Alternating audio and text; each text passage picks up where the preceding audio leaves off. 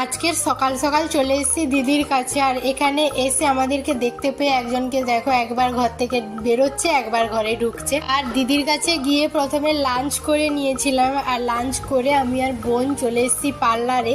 আর আমি আগের ব্লগেই বললাম তো আমরা ঘুরতে যাচ্ছি, তার জন্য চুলটা ঠিকঠাক করতে হতো, তাই দুজন চলে এসেছি চুল ঠিকঠাক করতে।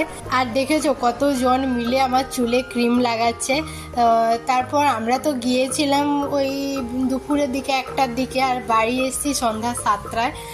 অনেকটা সময় লেগে গিয়েছিল। তো স্ট্রেটনিং করার পর একটু চুলটা কাটতে হতো, তো চুলটা হালকা করে একটু কেটেও নিয়েছি। তো আমার তো হয়ে গিয়েছিলো, তো ওর এখন চুলটা শুকনো চলছে। আর আমি ওর জন্য ওয়েট করছিলাম। তারপর এখন বলতে বলতে আমাদের দুজনেরই কমপ্লিট হয়ে গেছে, তো স্মুথনিং করিয়েছি চুলে। তো চলো দেখা হচ্ছে নেক্সট ব্লগে। আর এরপরেও কিন্তু দারুণ দারুণ ব্লগ আসছে, আর দেখতে হলে চ্যানেলটা সাবস্ক্রাইব করে দিও।